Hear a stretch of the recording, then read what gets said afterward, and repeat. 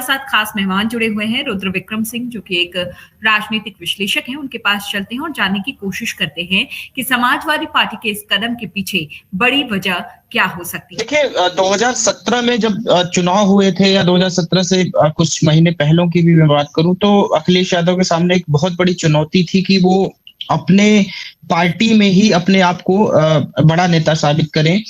और उन्होंने वो किया भी। 2017 का चुनाव वो इसलिए हारे भी कि बहुत उनके जो आपस के चाचा भतीजा पिताजी सब इन सब में जो रार हुई, लेकिन उन्होंने जो उनको साबित करना था कि मुझे पार्टी का राष्ट्रीय अध्यक्ष बनना है, तो वो मसलों से वो 2017 में निकले।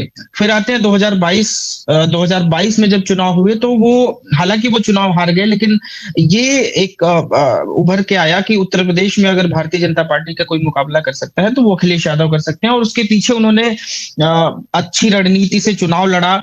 और जो एक उन पर आरोप लगता था एक विशेष जाति को लेकर कि उनके जितने भी पदाधिकारी हैं विशेष जाति से आते हैं, विशेष जाति को ही ज्यादा तरजीह दी जाती है पदों में भी, टिकट वितरण में भी, उस चीज को भी उन्होंने बहुत हद तक उससे उबरने की कोशिश करी। और जब भी जो भी टिकट वितरण हुआ बहुत अच्छे से बहुत अच्छी रणनीति के साथ टिकट वितरण किया उन्होंने।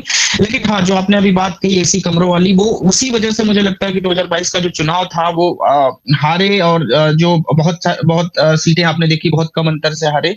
तो अगर तो जो चुनाव उन्होंने 6 महीने पहले लड़ना शुरू किया था, क्योंकि आप देखिए कि जिस पार्टी से आपका मुकाबला है वो पार्टी हर दिन चुनाव खत्म होते ही वो चुनावी मोड में आ जाती है, मतलब हर 5 साल में चुनावी मोड में होती है।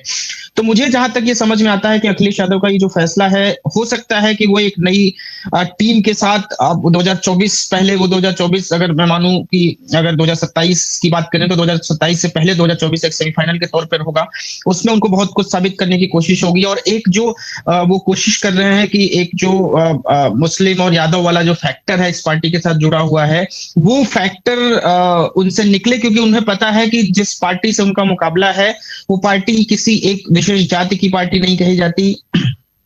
तो वो सबसे बड़ी यूएसपी मैं मानता हूं भारतीय जनता पार्टी की, उस पर अभी तक ये आरोप नहीं लग पाया है कि वो किसी विशेष जाति की पार्टी है। और जो अखिलेश यादव है उनपे सिर्फ एक सबसे बड़ा आरोप यही है कि एक विशेष जाति की पार्टी है और उसकी वजह से वो जो मुकाबले में वो पिछड़ते चले जा रहे हैं। तो मुझे लगता है कि इसके पीछे यही एक वजह होगी। और जो अगली कार्यकारिणी इनकी आएगी, हो सकता है कि उसमें सारे जातियों का सामंजस्य बिठाने की और सारे वर्गों के प्रतिनिधित्व को सामंजस्य बिठाने की वो कोशिश करें।